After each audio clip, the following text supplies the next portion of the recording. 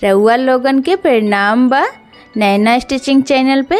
ये देखिए जा हम ब्लाउज के सी के तैयार कर लेले हैं। अब एकरे ऊपर हम गला का डिजाइन बनाएब।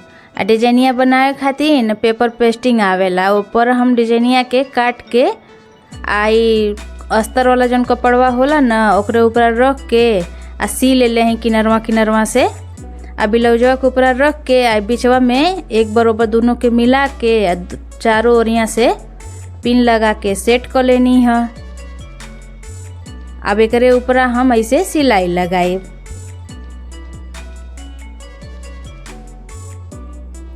आई ब्लाउजवा जौन बा कि हम अपन साइज का कटिंग कैले हैं।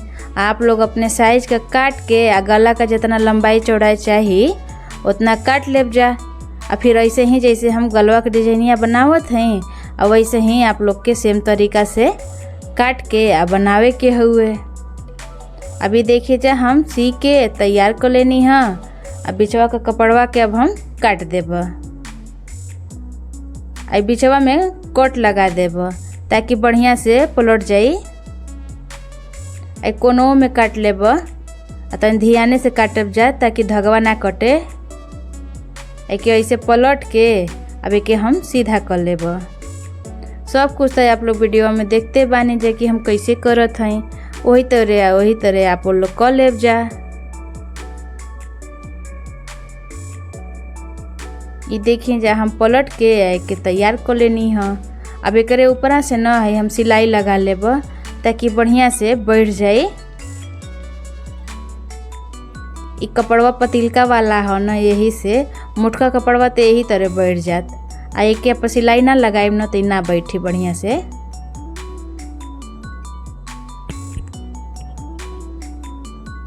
ये देखिए जाए कि हम सी के तैयार कर लेनी है। एकरे ऊपर अब हम लेस लगाएब। ये लेसवा जौन बा न चौड़ा वाला लेसवा से तन्नी सा पतील हुए आ पतिलका से तन्नी सा ही मोट बा।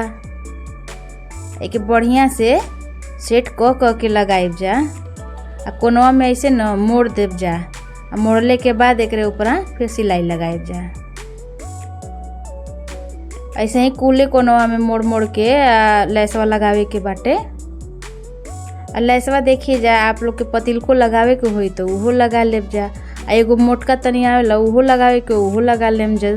सबे निक लगी डिजाइनिया पर। अब बैठो जाए बढ़िया से।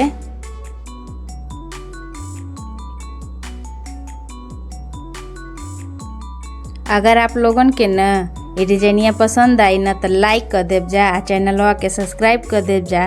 आ कमेंटों में कुछ लिख देव जा।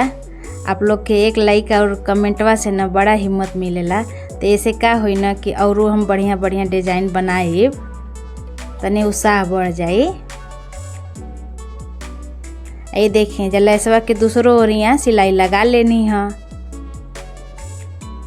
एकरे बाद का करब न कमरियों में लेस लगाएब। आप लोगन के अगर कमरिया में लेस ना लगावे के होई तो आप लोग के ऐसे हूँ छोड़ देब जा। या तो पाइपिन आवेला वहू के लगा लेब जा।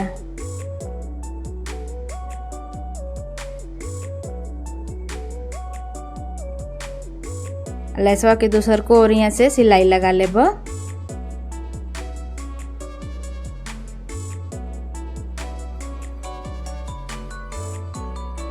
ये देखिए जब लेसवा लगा लेनी कमरियों में। अब ब्लाउजवा के ऐसे मोड़ के अभी किनारे रखब।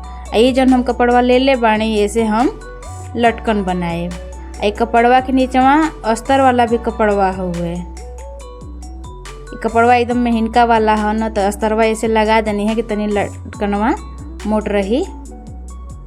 ये देखिए जब लटकनवा के ऊपर लेस लगा देनी है। नीचवा जो समोसा वाली पतिलकी वाली लेसवा आवेला न ओहू के लगा देनी है। अब एक बिचवा में डोरी लगा के ऐसे किनरवा से सी देब। आप लोग के अगर डोरिया न कपड़वे के लगावे के होई तो उहे लगा लेब जा। हमार कपड़वा कम रहा है ऐसे ना लगा पौनी है तो ऐसे ये बहरवा वाला जो आवेला डोरिया रेडीमेड वाला उहे वाला लगा देनी है। ऐसे अब एक पलट के ऐसे सीधा कर लेब। ऐसे ही का करब न दूसर को वाला लटकनवा बना लेब। एगो लटकनवा तो आप लोग के दिखाई देनी है बना के। ये देखिए जाए दूसर को बना के तैयार कर लेनी है। अब एक अभी हम साइड में रखम। ब्लाउजवा के बीचवा में ऐसे निशान बना ले चकमिटिया से। आप लोग के ना लौकत हुई, कलरवा हल्का है ना तो ऐसे चकमिटिया का ना पता चलत है। आई लटकनवा देखिए जाई, लटकनवा रेडीमेड मिलेला छोटी छोटी, एक हम सुई धागा से डोरिया में सी देनी है नीचवा। एक बाद ब्लाउजिया के ऊपर रख के बीचों में सी लेनी है। आई फुलवा का डिजाइन हम पहले ही बना के रख ले रहनी है। यहू के ऐसे बीचवा में रख के आ सी लेब। ये फुलवा का डिजाइन का वीडियो आप लोग के देब। ये देखिए अगर ये फुलवा के आप लोग का कर मशीनिया से ना सी पाइब जब न तो सुइया धगवा से भी ऐसे सी लेब जा। अब बीचवा में ही देखिए जा हम फैंसी वाली जो बटनिया आवेला ओहू के लगा लेनी है। आई आप लोग के ना कपड़ों का मोड़ के बटन में बनने ला वैसे बना के अगर लगावे के होई तो वैसे लगा लेब जा। चाहे मोती लगा के छोड़ देब जा। नीचवा एक हम बांध लेब ऐसे सुई धागवा के। ये देखिए जा हम फुलवा के लगा देनी है जनब। गलवा के ऐसे मोड़ के ऊपरा से निशान लगा लेब, ऊपरा से 2 इंच छोड़ देनी है। अभी हम डोरिया के ऐसे लगा के आकर ऊपरा सिलाई लगा लेब। ऐसे ही दूसर कहूँ और यहाँ सी लेब।